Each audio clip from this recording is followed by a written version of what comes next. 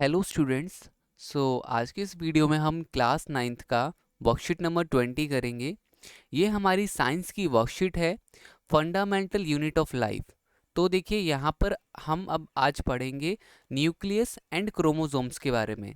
इससे पिछली वर्कशीट में हमने पढ़ा था प्लाज्मा मेम्ब्रेन के बारे में। अब और उसमें हमने ऑस्मोसिस वगैरह के बारे में पढ़ा था। अब चलिए आज हम न्यूक्लियस और क्रोमोसोम्स के बारे में पढ़ते हैं। तो देखिए यहाँ पे लिखा हुआ है, जिज्ञासा has prepared a temporary mount और you can see slide of an onion peel and cheek cells.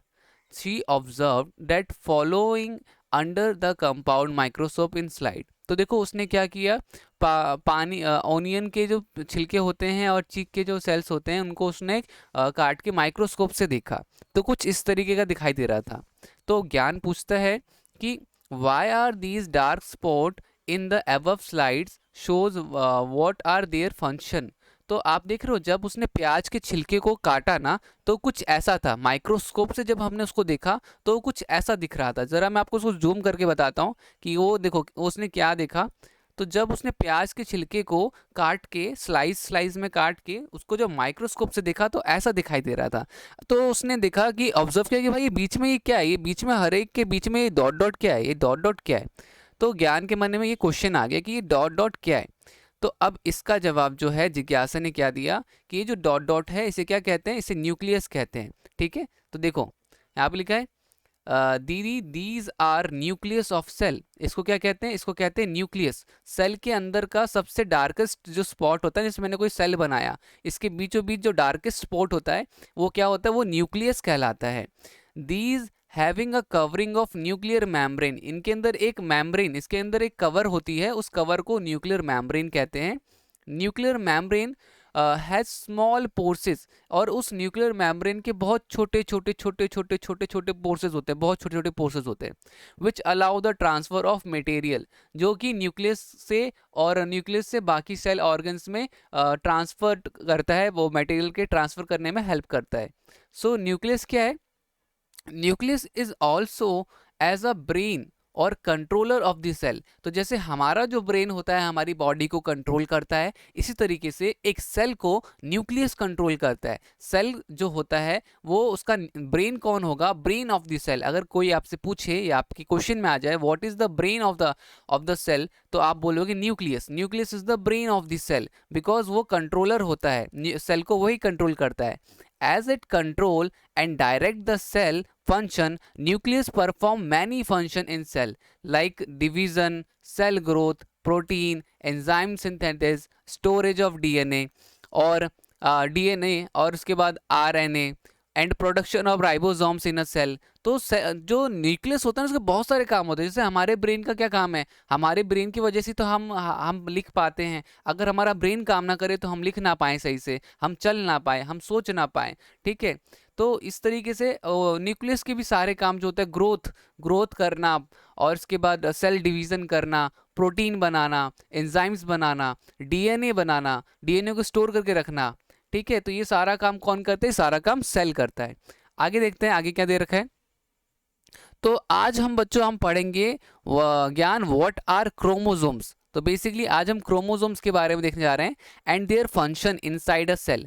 तो क्रोमोसोम्स क्या होता है जो कि सेल के अंदर होता है, उसका क्या काम होता है। तो बच्चों देखो लिखा हुआ है कि there are entangled thread like structure called chromatin material. ये देखो ये क्रोमेटीन है। ठीक है, ये ऐसा होता है, ऐसा कुछ भी ऐसा देख रहे हो, जैसे आपको ड्राइंग डायग्राम में दिख रहा है, ऐसा होता है ये। ठीक है, तो ये होता है आपका chromatin material inside the nucleus which is made up of DNA and protein. इसके अंदर एक ऐसा बना हुआ होता है, इसके अंदर डीएनए होता है और प्रोटीन से बना हुआ होता है।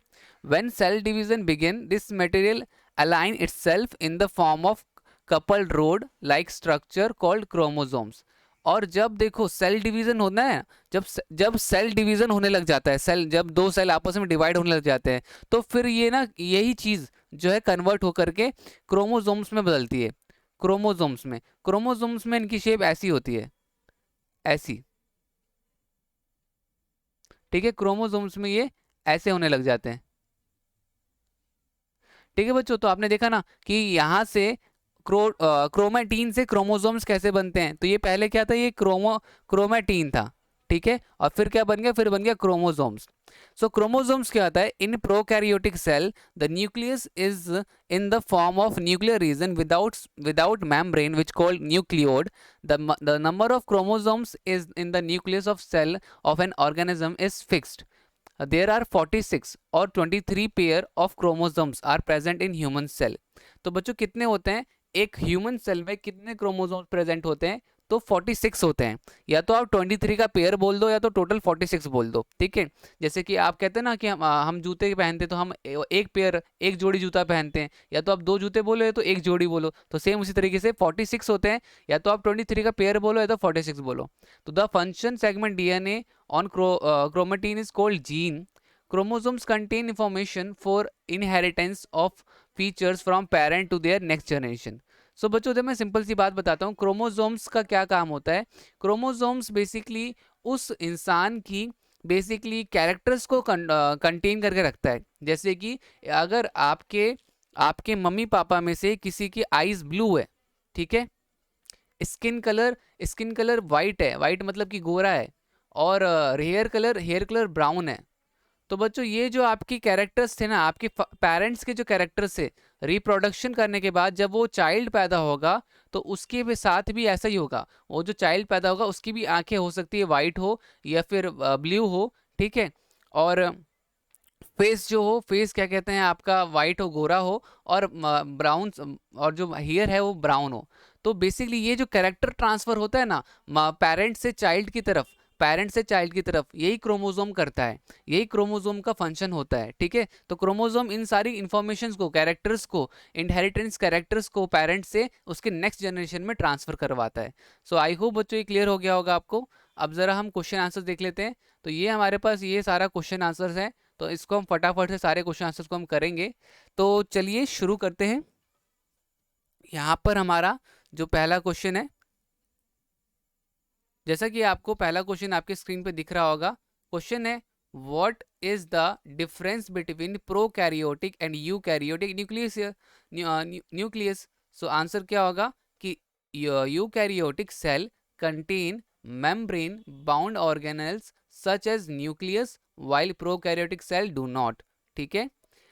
सेकेंड क्वेश्चन है in eukaryotic nuclear membrane present while prokaryotic nuclear membrane is absent, ठीक है। तो ये हमारा डिफरेंस हो गया, इसको आप नोट डाउन कर लीजिएगा।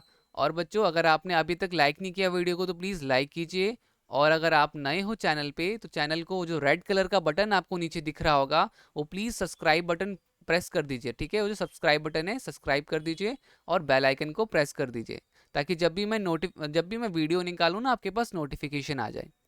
सो चलिए सेकंड क्वेश्चन देखते हैं। सेकंड क्वेश्चन क्या है? सेकंड क्वेश्चन है write full form of DNA और RNA and where is DNA found in cell. तो देखो डीएनए का फॉर्मूला होता है डीओक्सीब्रो न्यूक्लिक एसिड, ठीक है, डीऑक्सीब्रो न्यूक्लिक एसिड। आरएनए की फुल फॉर्म होती है रिबो न्यूक्लिक एसिड, ठीक है। डीएनए कहाँ फाउंड होता है? तो DNA is found in nucleus of cell, DNA is found in nucleus of cell, ठीक है। Okay, question number third, what is what is the number of chromosomes in human beings and what are gene and where they are they located। तो आप बोल सकते हो कि 23 pairs होते हैं या फिर 46 numbers of chromosomes are found in human beings. The function segment of DNA on chromatin is called gene and they are locate in nucleus. कहाँ लोकेट होता है? न्यूक्लियस में होता है, ठीक है। सो थर्ड क्वेश्चन का आंसर हो गया हमारा।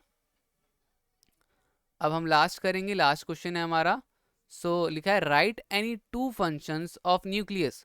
तो न्यूक्लियस के तो बहुत सारे हैं, cell division, cell growth, storage of RNA, DNA, production of ribosomes in cell.